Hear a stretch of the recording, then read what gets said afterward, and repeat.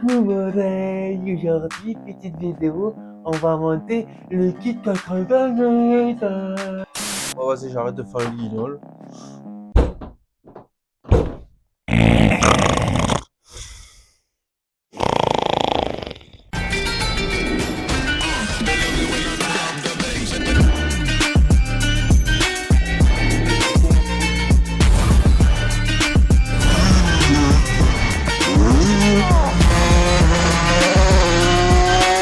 Il chope qui t'a roulé hein.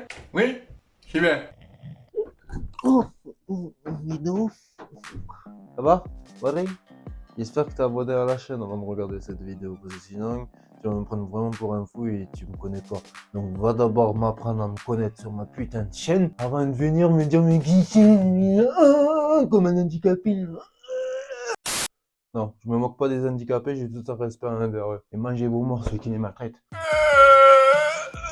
Oh, j'ai un nerf bloqué. Merde, quel beau. Comme tu as pu le voir, on va monter le kit 88. Comme tu as vu dans la précédente, dans l'avant-précédente vidéo, dans la précédente vidéo, on a vu les jeux d'usure du 88. Bon, la bielle, j'ai pu te le montrer à la fin, elle n'a pas bougé d'un pet. Ni les roulements, ils n'ont pas un jeu. Alors que c'est des roulements C4, ils n'ont même pas un jeu, pas un poil le jeu. Donc on va monter ce petit kit. J'ai les segments neufs, quand j'ai aiguille neuve. Donc j'ai acheté les petits joints de culasse. J'ai un 2-3 roulements. Un balagabalaba, un 80 d'épaisseur, 50 mm intérieur et intérieur 7 mm, c'est pour les petits joints. La cage aiguille, tu vois, cage aiguille pour les nids, la même que j'avais, comme ça, ouais, c'est carré. Et petit segment neuf, va lui la peau des couilles, putain de merde. Kunasu,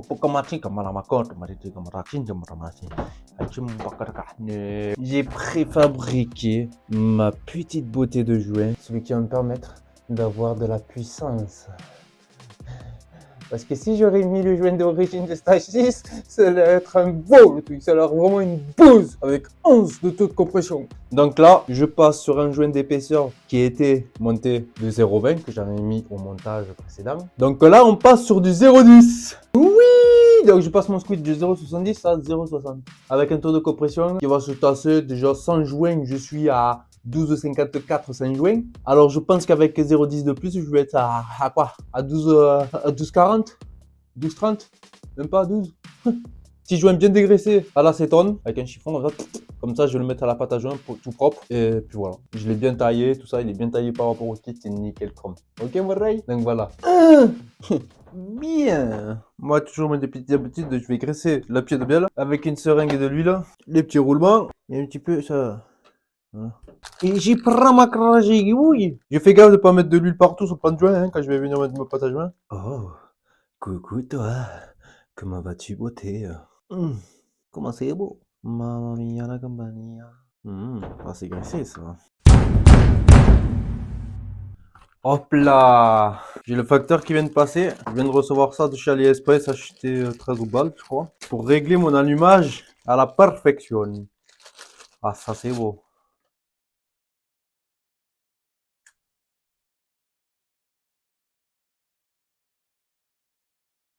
Ouais, ça a l'air sensible, ça a l'air pas mal. Maman mia que c'est beau. Bref, ça on verra plus tard au remontage de l'allumage. Oh, c'est giclé là. Putain, non, pas sur le plan de joint là. Alors, je fais vraiment attention que le plan de joint il soit bien dégraissé, les rats. Moi, j'utilise ça, nettoyant dégraissant universel. Je sais pas ce que ça vaut, mais ça a l'air de bien dégraisser une fois sec. Ah, ça fait la troisième fois que je passe un coup là. J'ai vraiment pas envie que ça fuit. Donc, il y avait mes goujons qui étaient rouillés. Je vais leur mettre de la graisse au montage après que j'aurai mis le joint en base. Donc là, j'ai mon segment neuf et je vais vérifier sa coupe. Ça m'a l'air bien serré ça. 0,15 minimum. Voilà, parfait. Ça passe en frottant. Donc moi, je le mets comme ça. Et je le tourne. Tac. Une petite goutte d'huile dans la gorge. Là, après, c'est du joint que j'ai préfabriqué qui est indéchirable. Donc voilà. Il faut y faire attention quand même. Ça peut se déchirer au niveau des coupes.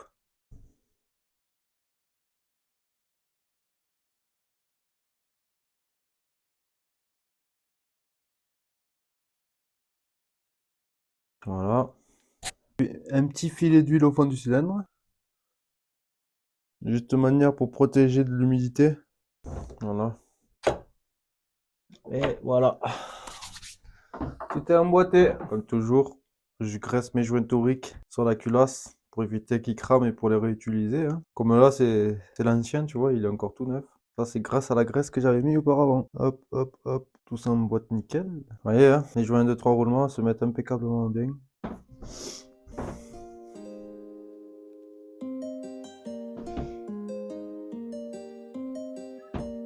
Voilà.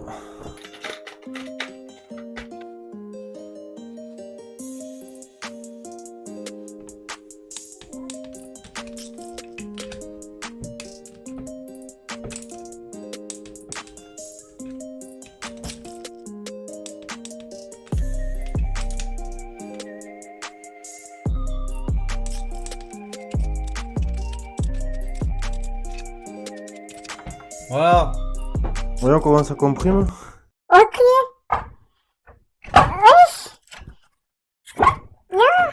Ouais, il comprime plus qu'avant. Bon, après, il faut laisser que le segment se rôde. Il y a un joli filet pâte à jour là, c'est pas mal là, c'est beau. Ça dépasse un peu le cylindre, que là, c'est la culasse qui dépasse un tout petit peu. Voilà. Pas centré, hein. Ça va. Ça va, c'est pas... Ouais, bon. Bon, allez, on monte le carter là, vite fait. Le joint, j'ai prédécoupé un joint aussi de 1 mm, graissé à l'huile. Et là, moi, je vais mettre de la graisse vu que je mets un joint huilé. Voilà, je mets de la graisse là au niveau de là où il est à l'eau. Bon, je l'ai fabriqué parce que j'ai oublié de l'acheter, donc je l'ai fabriqué, j'avais les papiers de joint.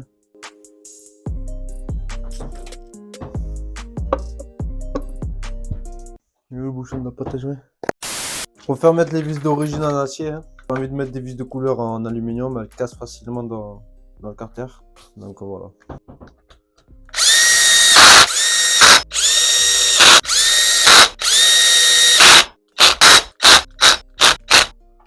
Ouais, il est capote. Trouver une bougie pour la caler là.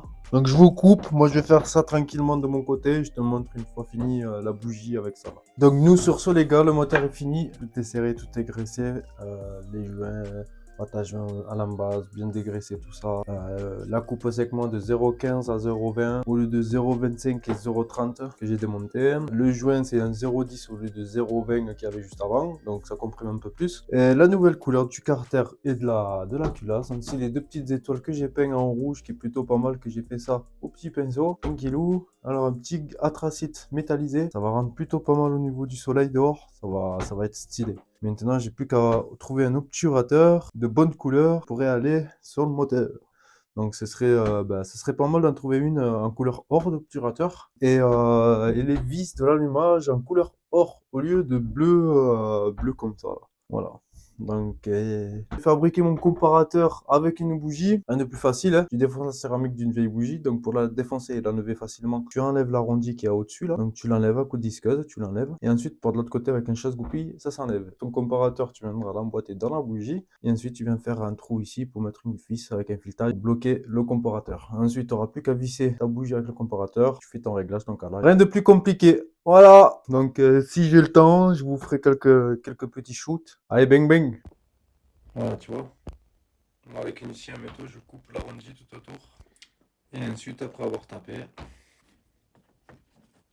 voilà. Ça c'est ta bougie. Ensuite, je mets mon comparateur dedans. Ah, j'ai enlevé un morceau de là où tu mets la clé. Hop. Et là, il rentre en force. Je suis obligé d'appuyer un peu. Dedans, j'ai tapoté avec le cul d'un tournevis. Et là, il bouge pas d'un poil. Là, je peux même plus le retirer. Donc voilà. Bang bang, des gadgets. Allez, abonne-toi.